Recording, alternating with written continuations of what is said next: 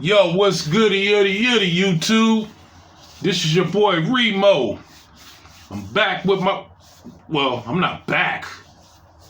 I'm here with my first video. I did an intro video not too long ago about my channel.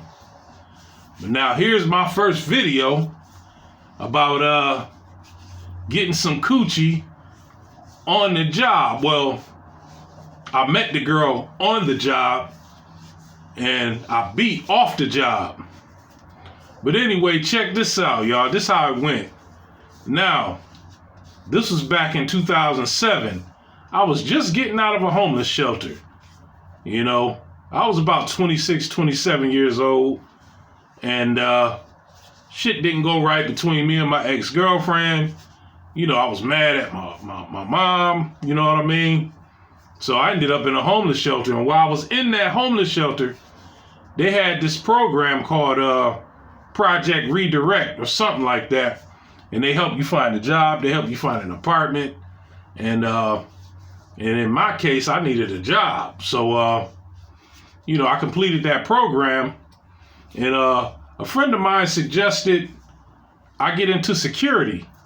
And I was like, security? Boring. And then I looked at this website because they had computers and shit in the workshop.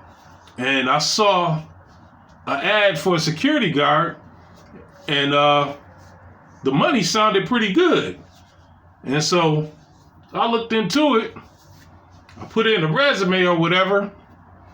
The next day they called me. They was like, when can you start? I said, I can start today. So they was like, just come in tomorrow. I went, filled out the paperwork, took them bullshit ass 72-hour classes, and boom, I was on my way. They gave me my temporary license until the permanent license came in the mail. Security license, that is. And the site supervisor asked me, what days and what shift do I prefer? I said Monday through Friday. He was like, well, I got a Monday through Friday, 3 to 11. I was like, 3 to 11? Because I always work 8 to 4 or 7 to 3 or something like that. All the jobs I had before, I worked mornings. I was like, second shift. I was like, Monday through Friday? Saturday, Sunday's off? Yeah, you can't beat that. I was like, yeah, what have I got to lose? It was 40 hours, weekends off too. Because, you know, a lot of jobs, you know, they make weekends mandatory for people to work. So I took it, and he was like, the supervisor was like, okay, when can you go train? I said, I can go train right now. You know, like I said, I was fresh out of that homeless shelter. You know what I mean? And I needed a job ASAP, you know. Welfare paid my first and last month's rent. So I had to get a job and make all the money I can. You know what I mean? So I can stack my bread. Y'all know how that go. So I went for the training, and it was a 20-story apartment building somewhere in upstate New York. And there was a bunch of old folks living in there. I was like, oh man, this shit gonna be boring. You know, and everybody was telling me, you know, friends and family, oh man, security is boring. Why you gonna do that? But when I didn't have a job, it was, oh, when you gonna get a job? Now I got one. Oh, why you doing that? Why you? I'm like, man, it's something better than nothing. But deep down inside, I was like, damn, I gotta work in this boring ass 20-story building. Shit. But anyway, long story short, I meet the site supervisor. And this chick was thick. I was like, oh shoot. I was like, yo, shit, I might as well stay here. I was like, damn, I'm gonna try to clap them cheeks. She was thick as hell. And she was the supervisor of that site. So she trained me, and the whole time she was talking to me, her words was going in one ear and right out the other. I was thinking about that ass. This chick had an ass like Cherokee. So you know, I said, yeah, I'm gonna stay here. And you know, so she trained me. It was a piece of cake. The next day I came in, and it was the 4th of July. And it was a lot of people in and out of that building. I mean, a lot of people, you know. And I'm sitting there in the security booth. The security booth was like right on the first floor.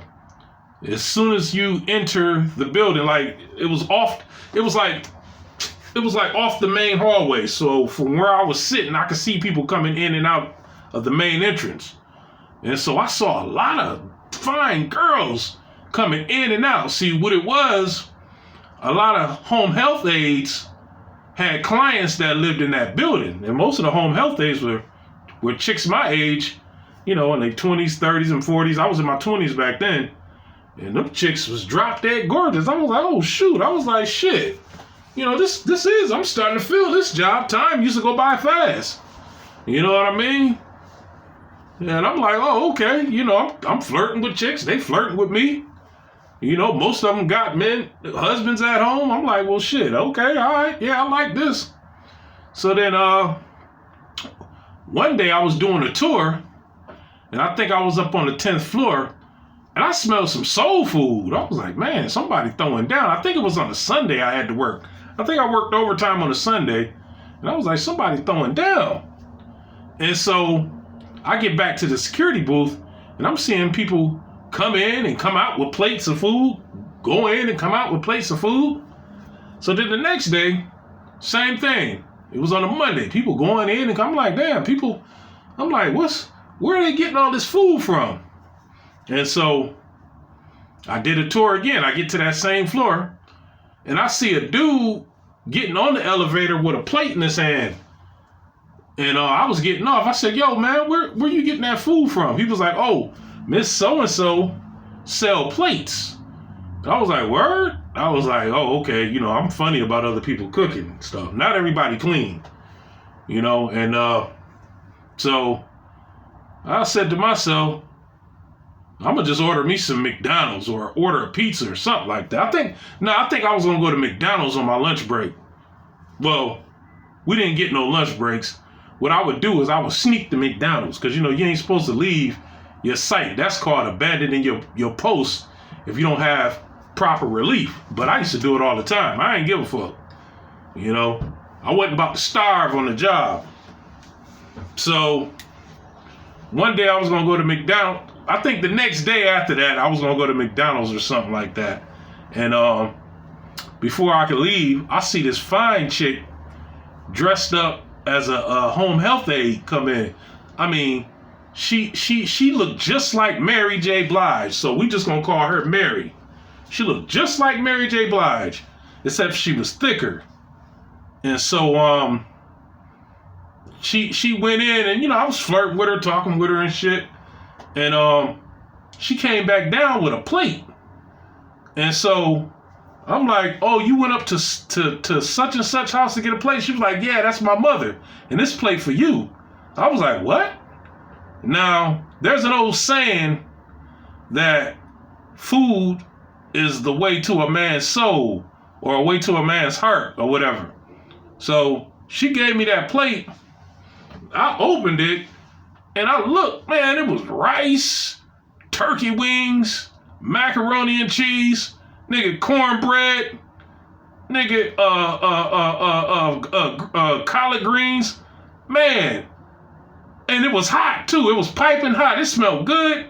It came with she gave me a fork, and, a knife, and a bottle of hot sauce, and a napkin. And I said, nigga, fuck McDonald's.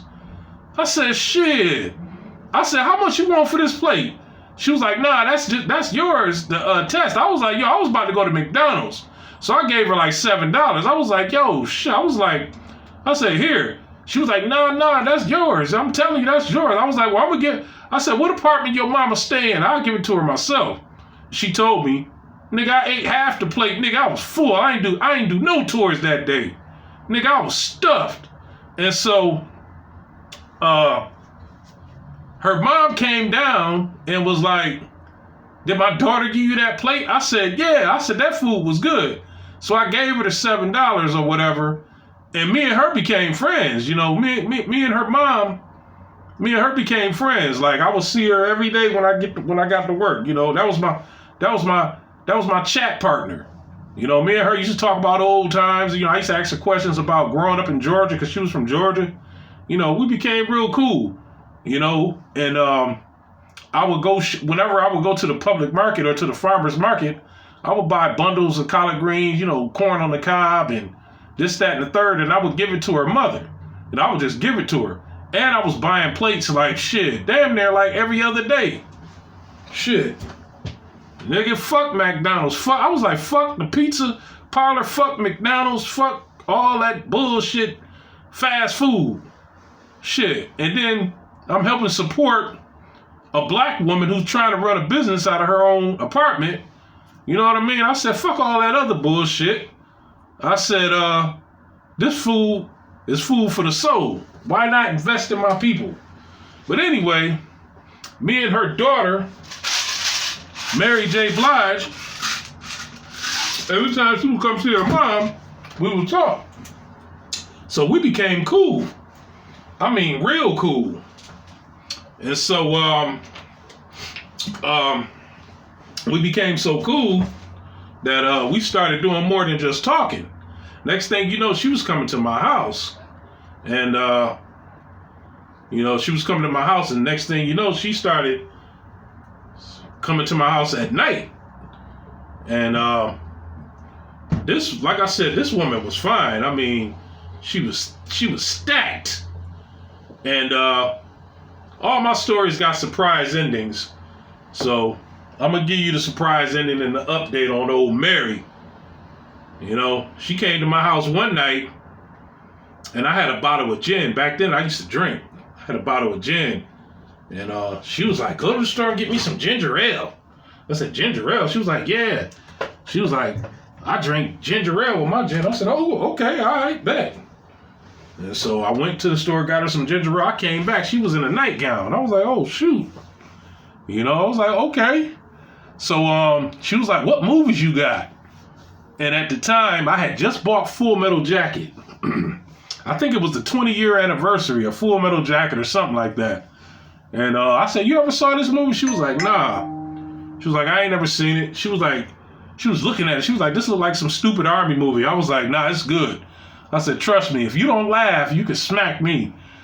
And she was like, yeah. She was like, I'm going to try my best not to laugh. She was like, I've been wanting to smack you for trying to pay for that plate. She was like, yeah, my mama told me you gave her the money.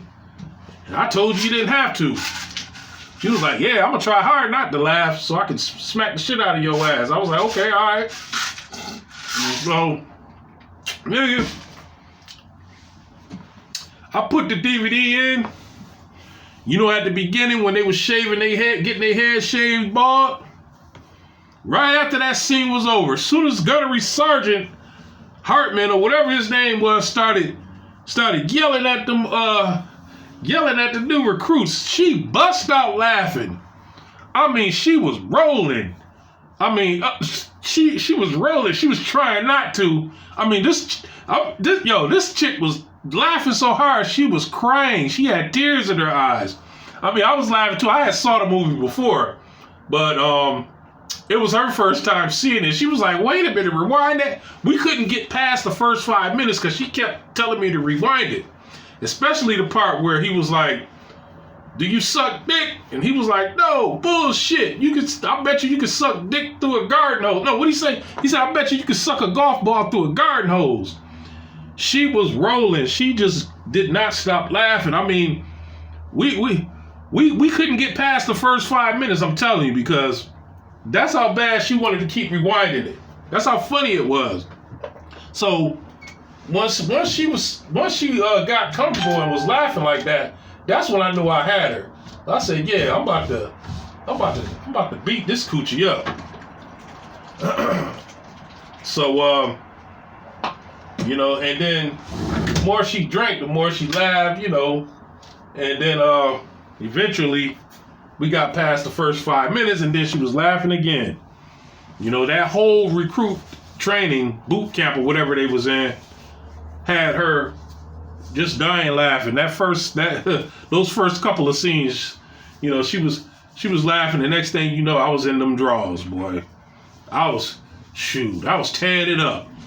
Left, right, left, right, left, right, left, left, right, left. I don't know what you've been told. I don't know what you've been told. Eskimo pussy is mighty cold. I was tearing it up. Right? And I was tearing it up just about every night. Every time she came over, she was getting towed up. Then she asked me, she was like, when we gonna have sex without a condom? And I was like, I don't want to get you pregnant. She was like, I'm not a fan of condoms. Now she already had like 4 kids. She didn't look it at all. And her kids was older. They wasn't that much younger than me. She was maybe like, she to be honest with you, she was like 10 years older than me. I didn't know it. She didn't look that old. I was like 27 and she was probably like 36 or 37. And her oldest daughter was like maybe 19 or 20. And her son, she had another, her oldest son was like 20 or 21. Her kids was older, and like I said, every week she was coming over. I was tearing it up. So she wanted to take it a step further. She wanted to be in a relationship and, she wanted us to get an apartment together and all this stupid shit. I was like, man, please. I was like, I told her no without telling her no. You know what I mean? I gave her a long no. I showed her I didn't want to work. I showed her I didn't want to live with her or whatever. But, she had some good coochie. But the best thing she had was some good head. She gave me some head like never before. One night we was watching TV and I was dozing off and she was laying on my chest. Next thing you know, my dangling was in her mouth, dangling. And up until that point, I had never nutted in a bitch mouth. And I used to say to myself, whatever bitch could make me come just by giving me head, I was gonna marry her. So she gave me head until I squirted all up in her mouth. And she took every drop of it. I was like, oh, shoot. I'm telling you, nigga, when I nutted, I was like, oh, shh. I couldn't even get the shit part out. I was like, oh, shh. She was like, you okay? I was like, shh. It was a night to remember. Get ready tonight. She made this a night to remember. Oh, man, I'll never forget that night. One of the best nights of my life, nigga. Yeah, but what happened was I had got into it at the job with some racist white people and some racist old white people and shit. And so my supervisor ended up moving me to another site. So I kind of lost contact with Mary. And then plus, I had to get out of that area I was living in. It was violent. I had got into it with a gang of niggas and shit. And I sort of lost contact with Mary. But we stayed. Facebook had came out like 2 years later. Well, I heard about Facebook around 2009. And I was looking for her on Facebook. And I found her, So me and her was friends on Facebook for years. We would laugh and chat. She had moved on with her life by then. So did I.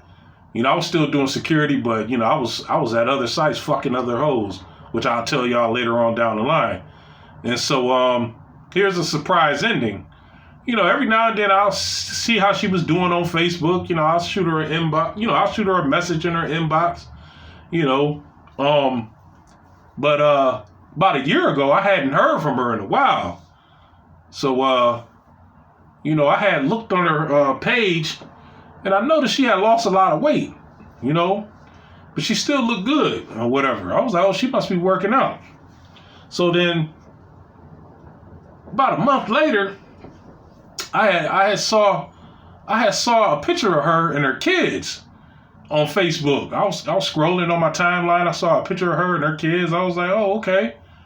And I was like, damn, she looked kind of skinny and shit. And so something said, just look at the comments, because she had like 40 comments. I was like, damn, she got a lot of comments on this one picture. And I kept seeing R.I.P., R.I.P. I'm like, what? R.I.P.? I'm thinking one of her kids died. Come to find out, she died. She died of COVID. I was like, oh, shit. I was like, damn. And the fucked up part was, you know, that was what, 2022? I hadn't seen her in person since 2007. You know, I only conversed with her on Facebook, you know what I mean? And that kind of hurt my feelings, because, you know, I wasn't expecting it. You know, COVID, I guess COVID took her right on out. I mean, you know, it took a lot of people out, but that kind of bothered me, because, you know, up until that point, all the bitches I ever fucked is still alive. You know what I mean? It's hard losing somebody that you fucked and gave you some good head and they had some good pussy. You know what I mean? That had rubbed me the wrong way. It was a shock. I'm still shocked. I'm about to cry now, y'all. But nah, R.I.P. to Mary. She was real cool. She was real cool. I don't know what happened to her mother, but she was old back then, so, you know, maybe she passed away too. But boy, her mother can cook, boy. And Mary has some good head and some good pussy. Yo, it's your boy Remo. Holla at me later.